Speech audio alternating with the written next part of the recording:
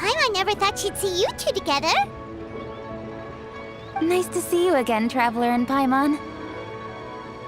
Oh, we're not interrupting anything, are we? Not at all. I wasn't in the middle of an interview or anything. I was just asking Miss Kuching about purchasing a kite. A kite? Are you buying some regional specialties to bring back to Fontaine? Well, yes. And... It seems you haven't heard yet. The theme of this year's Lantern Rite is kites. Oh, so that's why Paimon has seen so many floating in the sky. Liyue Harbor is always changing, so it is only fitting that Lantern Rite should change in turn.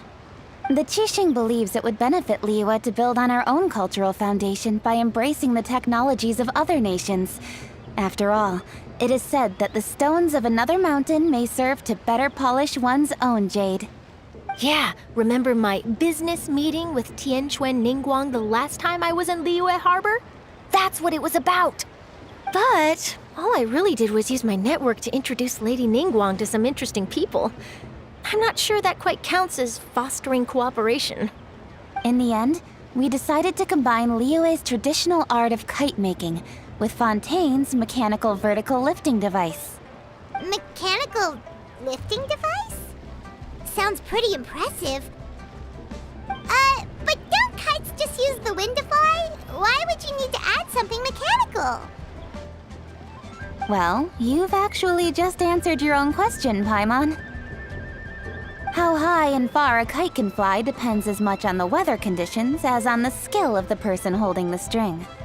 But as soon as there's no wind, you can only flail about helplessly like a sweet flower medaka out of water. Experience doesn't matter at that point. Exactly. Liyue is now a nation ruled by humans, after all. It's about time we had the power to make a kite fly, don't you think? Plus, the easier we can make it to enjoy, the more people will want to participate.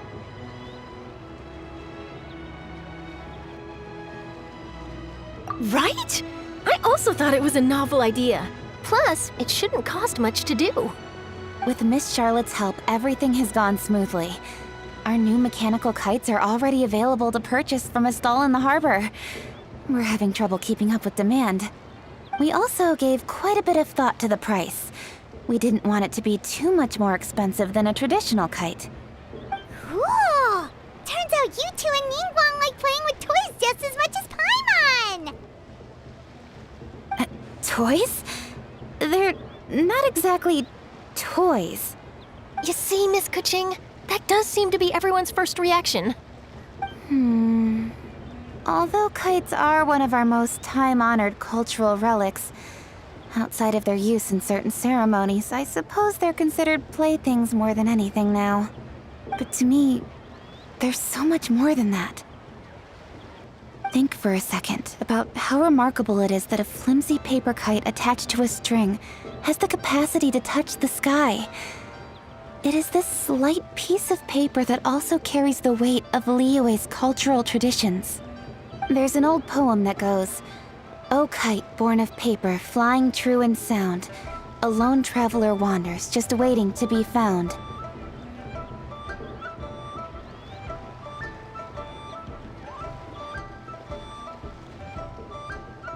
In the past, poets from Liyue used kites to symbolize a feeling of longing, or evoke the peacefulness of idyllic rural scenery. If the people of today can derive enjoyment from this activity, they will not only be more likely to better appreciate the tradition, but also to pass it down to the people of tomorrow. That's the Kuching we know, always thinking 5 steps ahead of anyone else. Well said, Miss Kuching.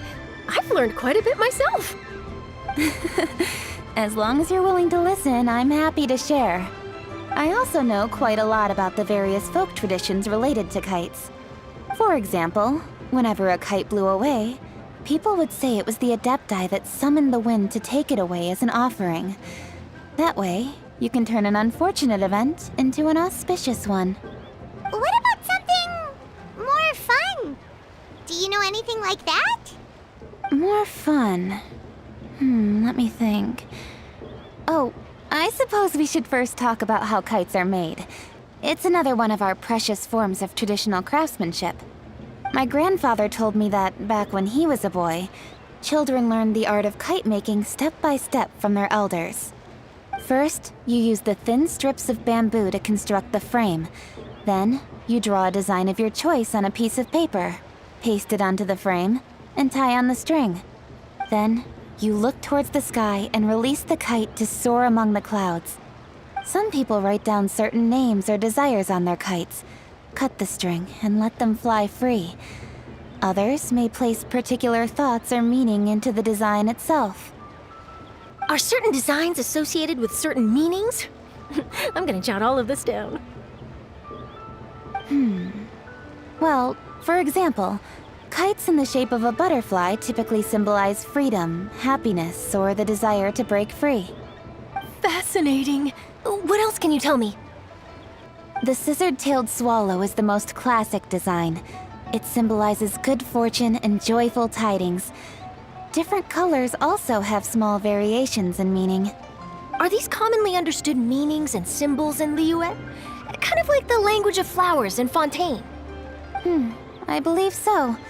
Most have probably heard something about it from their elders at some point.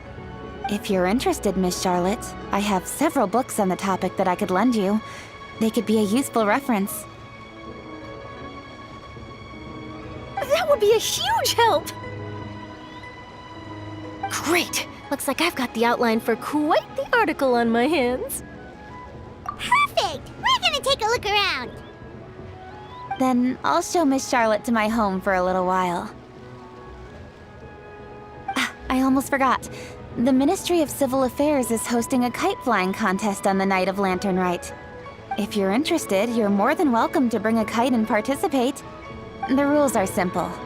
Whoever flies their kite the highest and furthest within the time limit will receive a special honor along with a secret prize. I've already prepared more than enough empty film for the event. I can see the spectacle already. Maybe tone it down a bit, Traveler. What if we don't win?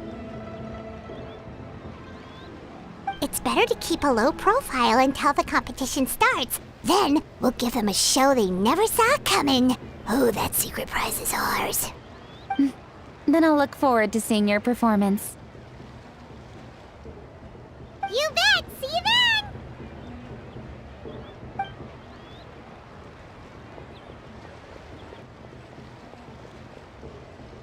Wait, Traveler? Take a peek to your right. Do you see those two people lurking over there? Is it just Paimon?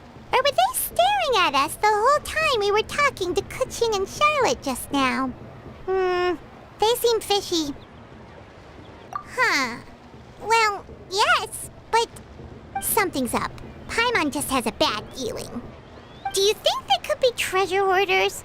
They always seem to be stirring up trouble during Lantern Rite. Oh, Paimon's sick of waiting around for something bad to happen. We should strike first, you know. Foil their plans before they even begin. You go right, Paimon will go left.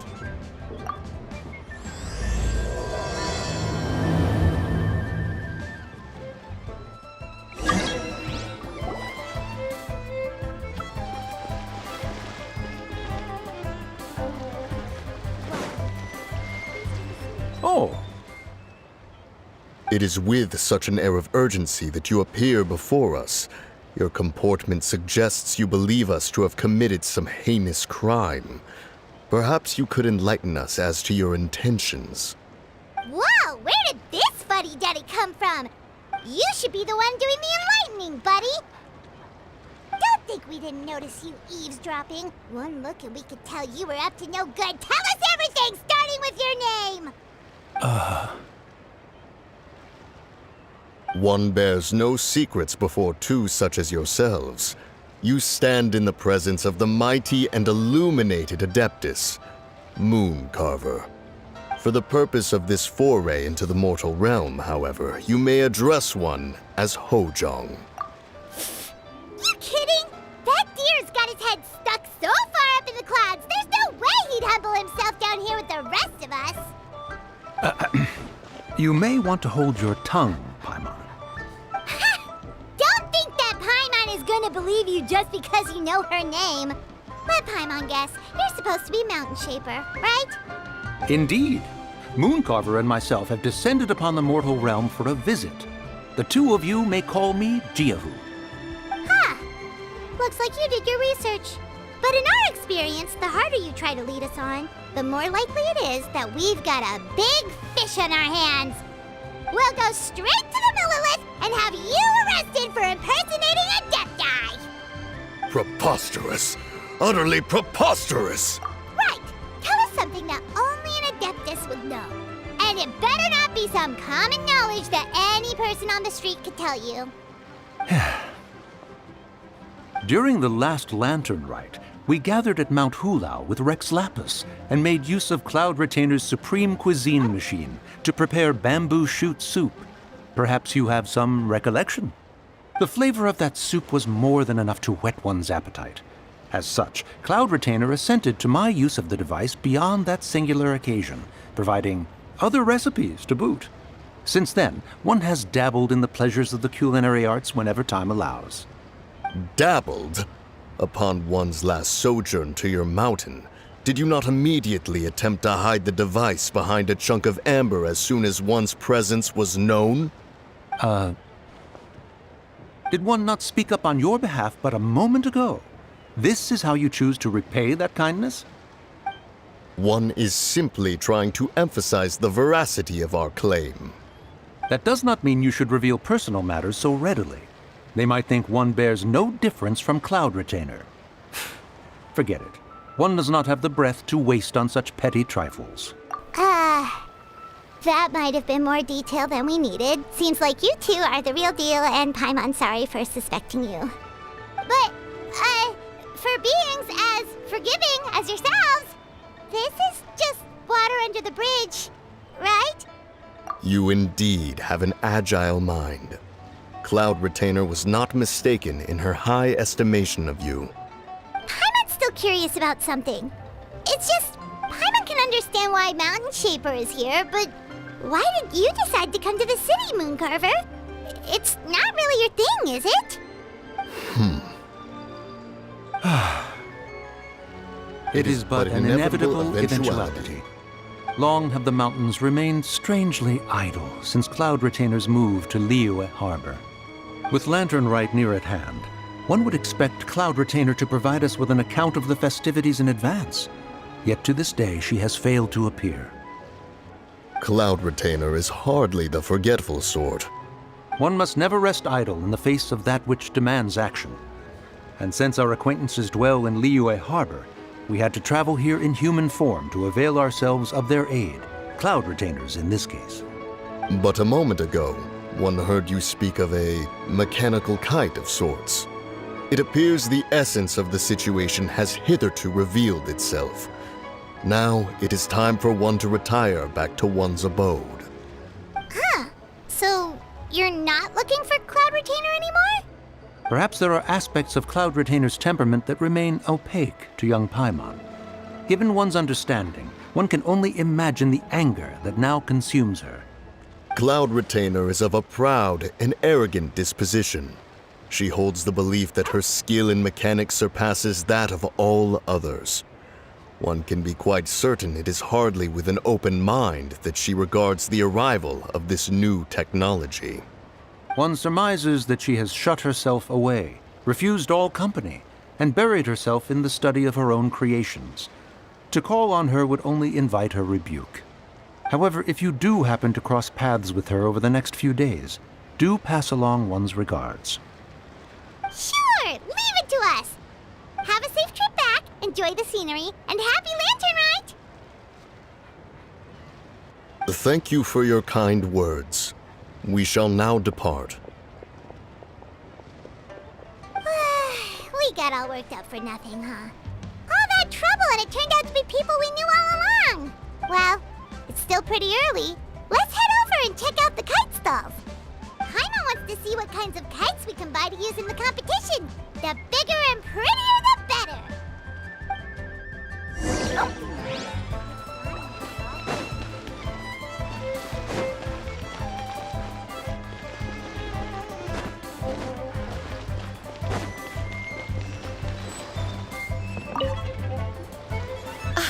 Welcome! Are the two of you looking to buy a kite?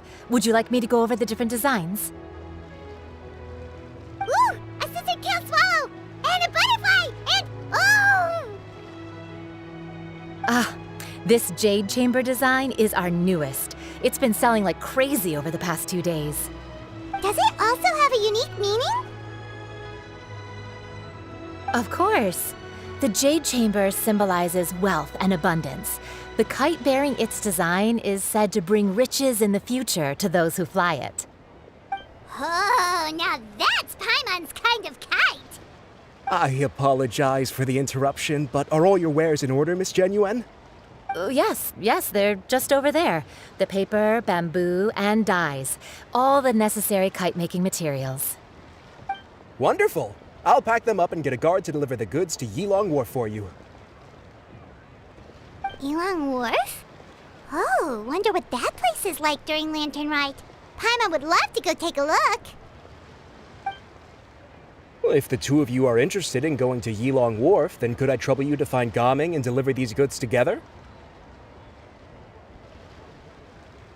Is Gaming the guard you just mentioned?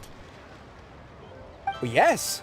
The communications office handles shipments and transports around Liyue. He works for the Secure Transport Agency, one of our sub-organizations. The problem is, many of my colleagues have taken leave during Lantern Rite to spend time with their families. So, our available workforce has seen a dramatic decrease recently. If you were willing to help out, then I could get a head start on my next appointment. You do seem really pressed for time.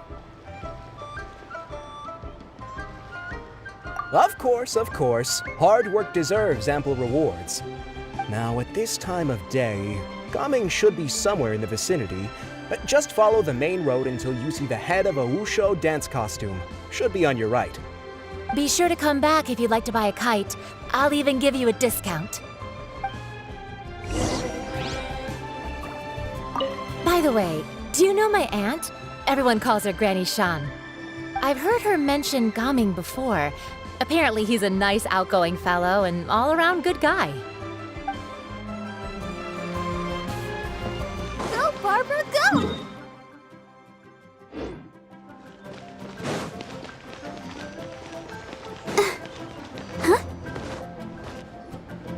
Wait, I thought we had an agreement. Loser buys dim sum tomorrow? Look at you. Scowl like that for much longer and your face might stay that way. Hey now, don't be upset. How about this? You extend the invitation, and I'll pay. No way, Gaming. You're always the one picking up the tab. I'm not trying to be a sore loser. I just didn't expect you to come from behind to win like that. That was nothing. All in a day's work, friend. Perfect, Gaming is here. Sorry to interrupt, Gaming. We just spoke to a guy from the communications office who needs you to deliver some goods to Yilong Wharf. Oh, that must have been Longzhou. Looks like I've got work. Gotta go. Sure, go do your thing. Let's have a rematch when you get back. I won't let you win so easily next time. Alrighty, you can hand the goods over to me. Must have been heavy hauling them all this way. Let me take them off your hands. It wasn't that bad. It's just some kite-making materials. Plus, we didn't have to walk very far. Kite-making materials. I see. I'm glad it wasn't too much trouble, Paimon. Still, I owe you one. And you must be the traveler. It's nice to meet you. Thanks for your help. Huh? You know us? There probably aren't many in Liyue who don't. I've heard quite a bit about you two. You're quite well known around these parts. Oh, and please excuse Longzhou if he forgot to thank you. Take my thanks in his place. He's a good guy. He's just been super busy lately, running around from place to place. Don't be too hard on him, yeah? So, you here for Lantern Rite? Yep, it's always so lively this time of year. We were actually hoping we could tag along to Elong Wharf and have a look around. Perfect! We'll go together then. I'm good with directions, so just follow me. Trust me, I know my way around. We can exchange stories, tell jokes, or just chat along the way. Oh, and there are a couple of good places to eat along our route. We can stop and grab a bite when it's time. The ingredients are fresh, the portions are generous, and the prices won't break the bank. You can order anything, and I promise, you won't be disappointed. Order anything?